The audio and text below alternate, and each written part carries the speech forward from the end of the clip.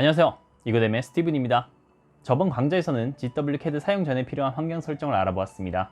오늘은 GWCAD를 사용하면서 필요한 설정을 알아보겠습니다. 그럼 영상 시청해 주시기 바랍니다.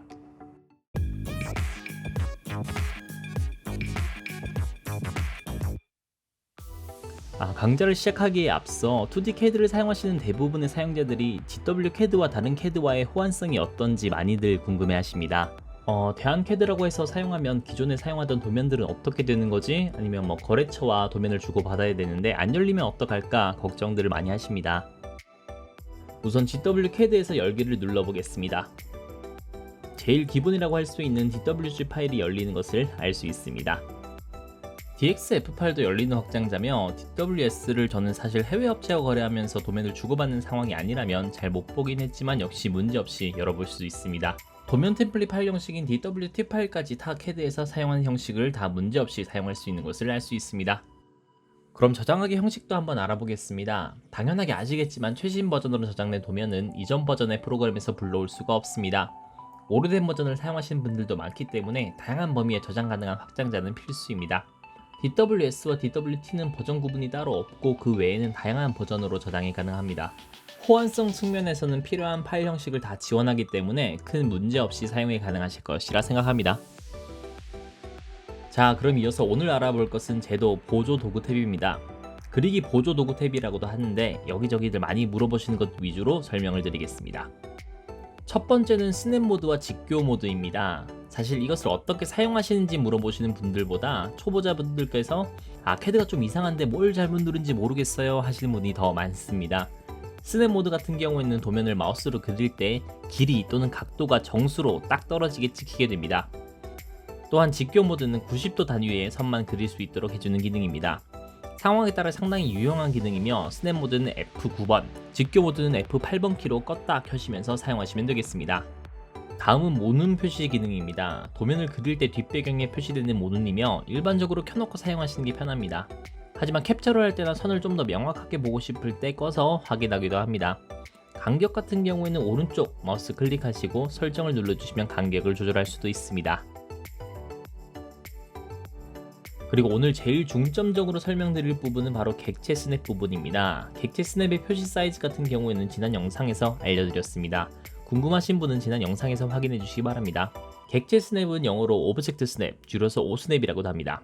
이 오스냅은 원하는 곳을 잘못 선택하거나 미세하게 벗어나게 선택하여 생기는 설계 오류를 방지하기 위해 사용합니다. 오스냅은 F3번으로 온오프 제어를 할 수 있습니다. 우선 하나하나 설명을 드리겠습니다. 마우스 우클릭하여 설정으로 들어가셔도 되며 단축키 OS를 누르고 진입하셔도 됩니다. 처음으로 해볼 것은 끝점 선택입니다. 끝점은 그려진 객체의 끝점을 선택합니다. 직선뿐만 아니라 곡선의 끝점도 선택해주며 끝점이 없는 원형 같은 형상에는 표시되지 않지만 타원 같은 경우에는 정점을 선택할 수 있습니다. 네모로 표시가 되며 표시가 뜬 상황에서 클릭하시면 바로 선택이 됩니다. 이어서 중간점입니다. 직선 또는 호의 중간 지점을 찾아 삼각형으로 표시를 해줍니다. 모든 표시마다 형상이 다르게 생겼으니 원하는 형상이 뜰 때 선택해 주시면 됩니다.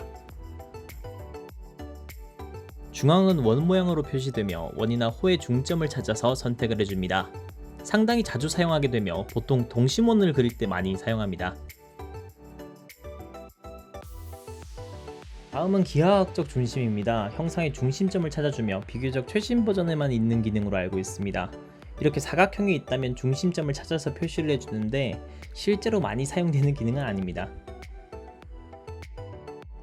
다음은 노드입니다. 점 객체나 치수의 지정점을 선택해주는 기능입니다.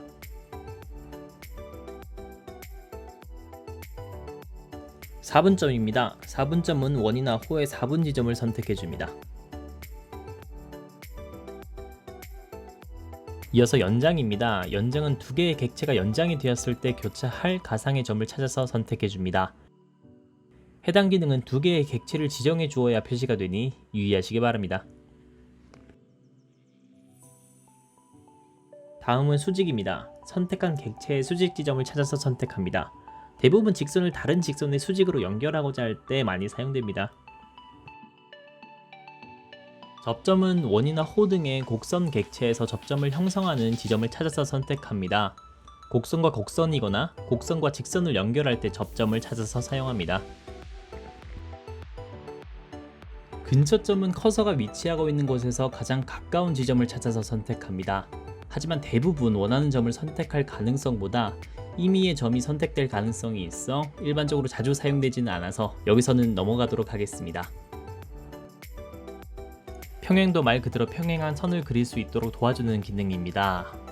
여기서 마지막으로 확인할 것은 교차점입니다. 교차점은 두 객체의 교차 지점을 찾아서 선택하는 기능입니다. 교차점은 기본값과 가상 교차점이 있는데 이 부분은 추후 영상에서 자세히 설명드리겠습니다. 앞서 내용들을 인지하였다면 필요한 기능들만 선택하여 사용하시면 됩니다.